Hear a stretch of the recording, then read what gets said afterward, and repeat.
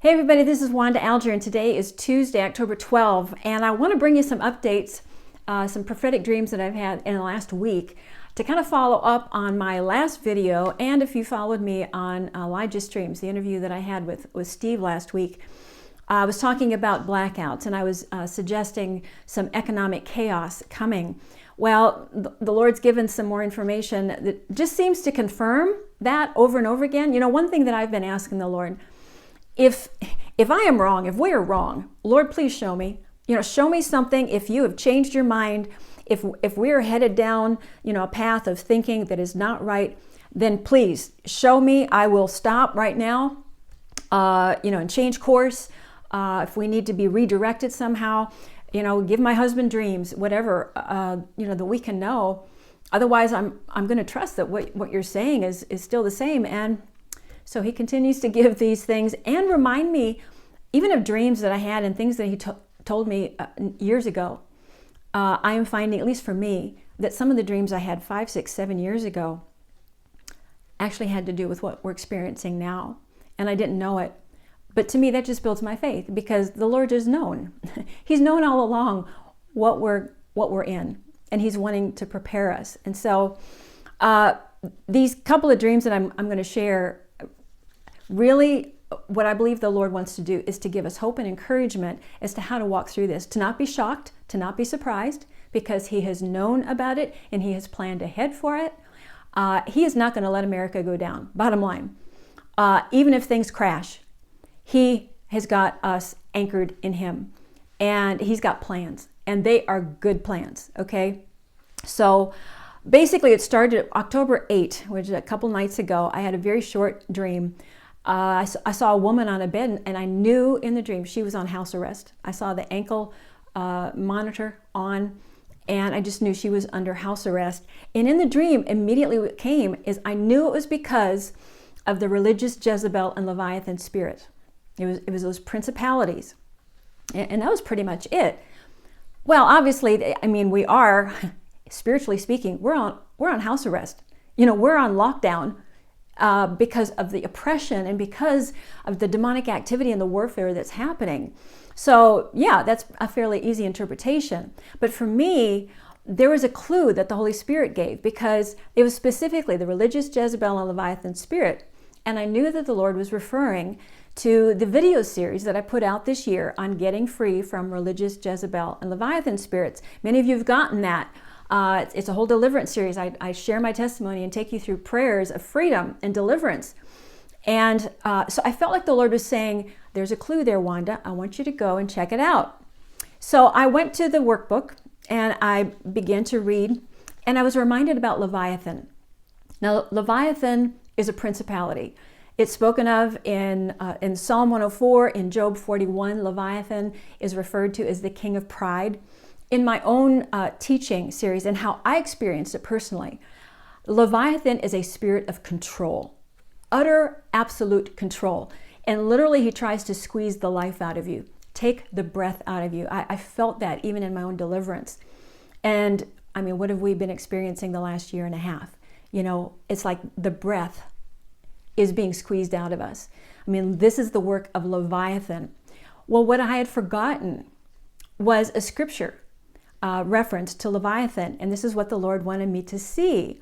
Because in Psalm 104, as I was reading it in my workbook, in Psalm 104, Leviathan resides in the middle of a vast sea, filled with many living things, positioned right in the middle of the shipping lanes, which illustrates its influence on people groups, economies, transportation, and communications.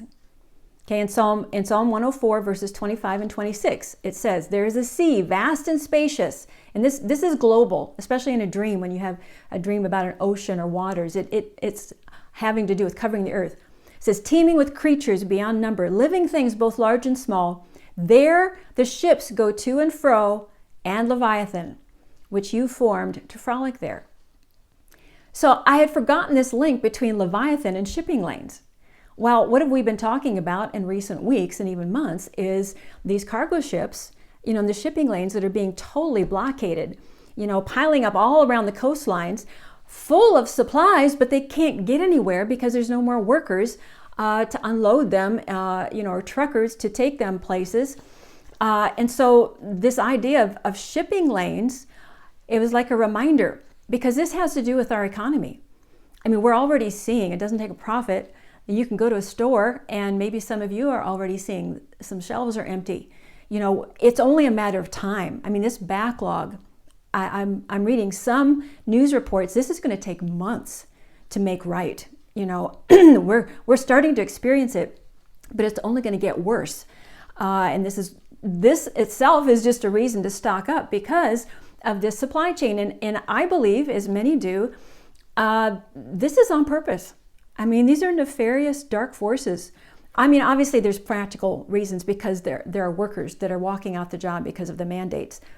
But I wouldn't be surprised if there's some purposeful actions being taken as well. Why? Because people hate America, especially what America stands for and God's blessing on America. And dark forces want America to go down. They want the economy to crash. The political hacks and those who are in power right now, they could care less about our livelihood, about our families. It's becoming painfully obvious that they don't care. Even many employers, because they're being paid off. Bottom line, it's money. It's money, and it's gonna kill us in terms of the economy. So this whole idea of ships, this is what I want to take you to, because this has been kind of a recurring theme. I mean, even back in March and April, what happened to the Evergreen ship? Robin Bullock even had a prophetic word in March about a ship. And then I think within a week or two, this Evergreen ship, which was the first sign of what was to come, of the ship kind of blocking the canal.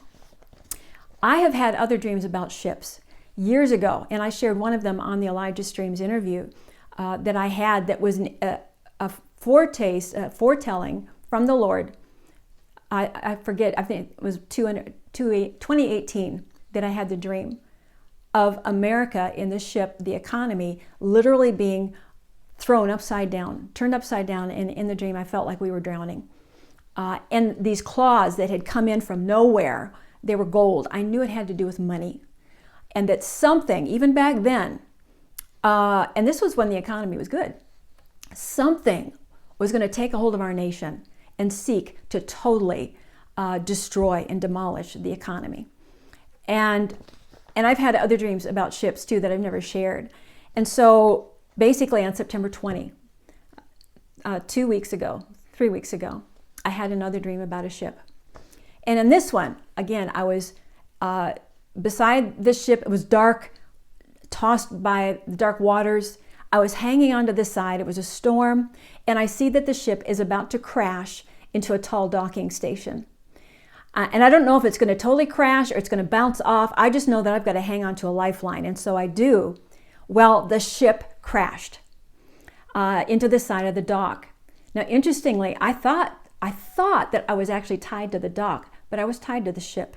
I was anchored to the ship, which I believe is an indication that, and it's not a good indication, that if we're anchored to our financial stability, our financial security, we're tied to the wrong thing. This is something that the Lord's trying to break us of, is that we're not tied to our money. That's not what our security is from. That's not what we should be anchored to. So I thought it was very interesting that I knew that I was anchored to the ship instead of the dock, okay, the real anchor. Well, so we bounce out to the sea, and in the dream, I'm thinking, we're lost. We're lost, because it's just dark, nothing. We're lost. But at the last second, all of a sudden I see this huge black cable that was tethered to the land, and it held fast, and it stopped us from being lost. And I knew in the dream something even stronger than the ship was in play.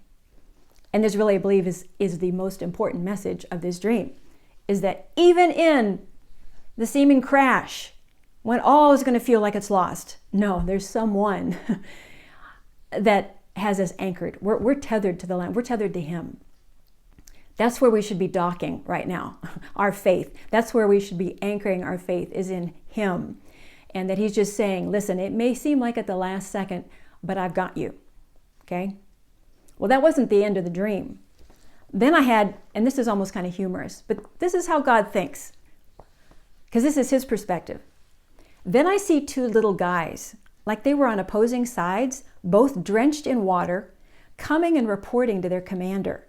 They were both giving their version of what happened. I noted how extremely small they were. It seems things didn't turn out the way that either had thought. Now I feel like God showed me that just as a reminder. Listen, this is how heaven is viewing this. You know, there are powers on both sides, people that are calling the shots, thinking they know what's going to happen and how it's going to happen. In God's eyes, it's really small. I mean, he is the commander, and we're all going to be drenched by this. We're all going to be hit by this, and things aren't going to turn out the way that anyone thinks. I think that's encouraging. It's a reminder that we all see in part. I've said that all along. I only see in part. I don't have all the answers. No prophet will have all the answers. No strategic commander is going to have all the answers. We all have a part. That's why we have to collaborate and look together at these different pieces so that we can collaborate and corroborate what the Lord is saying. And so I just thought that was a reminder from the Lord. Listen, be anchored to me. Know that I've got this, okay? And don't worry if things don't turn out the way that you think they're going to. I've got it. I've got it. Well, that wasn't the final part of the dream. And this was even more encouraging. And it was very different because I was no longer at sea. The next thing is I saw myself sitting on my bed and I was preparing to die. I was like, I knew I was going to die. I was saying goodbye to Bobby. And, I said goodbye, and then I left so I could go on my own. And then in the dream, it seemed like even though I was crying, I had resolved myself, it's the end, I thought, I think I still have some time left. And then all of a sudden I look over and I see myself interacting with some people at a party, and we're eating sweets. And I'm thinking, oh. And then the last thing I find is I'm on a bunk bed, on an upper bunk, and I'm watching people pass by. And as I wake up, I'm realizing things aren't getting worse. They're actually getting better. Well, the way that the Lord speaks to me, I could feel, even as in this dream, the emotions that I think many of you perhaps are feeling. And there are some that would even feel like we're done as a nation. Gloom and doom, or some that are feeling like we're headed in now, the 7-year tribulation, persecution, get ready, this is the way it is. I mean, that was kind of the feeling. And I feel like the Lord is saying, some of you have resolved that it's over, and we're just going to have to buckle up. But in the dream, it was like, no, you still got some time. Not only is it not time to die, but there's actually a party coming and eating sweets. Now, to me, I love sweets, okay? But the first thing I thought of was some of you might follow Kat Kerr. And way back in the beginning of this year, she comes from a perspective of absolute faith. And I really respect that in her. She's wanting to encourage all the saints that God's got this, okay? And she was talking about it. You got to celebrate. You got to celebrate the victory, and you got to eat cake, okay? Now, some people have a problem with that because how can you be talking about eating cake, when so many bad things are happening? But if you understand it from a bigger perspective, the Lord really is wanting us to recognize, listen, you can't just get stuck here, in the darkness. No, because there is a celebration that is coming. And so you got to apprehend that by faith. And so that's what I felt like this was alluding to, is that there's good things ahead. And then this last part about me being in an upper bunk. Now, this is something interesting about dream interpretation and for me. See, I'm a writer. And through the years, the Lord has many times done word plays with me in my dreams. That what I'm looking at is actually, it's not even the situation I find myself, but it's the words that I end up writing down as I'm, writing down my dream afterwards in my dream journal. And all of a sudden, as I'm writing the word, he says, that's what I want you to see. Because when I saw bunk, I immediately thought bunker. And I knew that that's what he wanted me to see. What's a bunker? Because it was like I was in a bunker. A bunker is an underground shelter during a time of war. It's a place of safety while other things are happening. Could that be? an indication that there is coming this time where we're going to be bunkered away. And I was watching people pass by. That means things were happening. And in that place, I knew things weren't getting worse. They're actually getting better. Very interesting. I took hope in that. I took courage in that the Lord was saying, okay, listen, I know how things are going to feel, but don't land there. It's not the end. It's not over. Okay, regardless, you've got to understand there are good things coming. There are things happening. And if there's a time where you're going to be in a place, sheltered away, don't worry, because good things are happening. So I just leave that with you. I think we need to continue to pray. Like I said in the last video, it's a good idea to be prepared, for a couple of weeks with, if we have power outages or whatever. It's just common sense. It's a good thing. It doesn't hurt to get ready or to be prepared, because I think this whole reset, it is going to be literal. I don't know how long, but it just seems like the Lord keeps bringing up this theme over and over again. The other thing that I will say about this is my husband did have 3 nights ago a recurring dream, and he doesn't dream that much. So when he does, I pay attention. And he said it was just a recurring dream all night. He was dreaming about President Trump and Melania, and they were being moved from place to place because their lives were in danger. And so I simply submit that just as a reminder to be praying for them and the people who watch over them. Obviously, many people have been praying for them, but it was just a reminder of, I can't imagine having the kind of target on your back that he has had, and probably his family has. It may be years down the road that we really hear, what's really been happening. But I think it's just a reminder to pray for protection for him and for the good guys who are standing their ground, who are making decisions, and who are really having an ear to the Lord and wanting to do the right thing. Just to continue to pray, for that. So I wanted to end with a word that the Lord gave me on Sunday. But before I do want to just mention dream interpretation, because I talk a lot about dreams. If you're interested in learning more, I do have a dream interpretation audio series available at wandaalger.me. If you click on the resource tab, it's an audio series, so you can just listen to it. It's 4 hours of teaching. I share a lot of the dreams that I've had through the years, and just principles that I've learned, because dreams unfortunately are very subjective. They really are. They're not the highest form of communication from the Lord. And so I'm very aware of that when I share dreams, because very few times have they ever had a literal interpretation. It's parables, and the dream language changes with each person. And so I share about how to just, interpret them and apply them in a right way that bears fruit. It's for encouragement. It's for us to be empowered and equipped. And so that's the kind of dreams that I get. It's to help give hope and encouragement. It's part of that watchman duty as well, because that's what happens when you're a watchman. The Lord will show you things in dreams to help people to know how to navigate this, how to prepare so that we're going to come through this with victory. So anyway, just wanted to share that with you.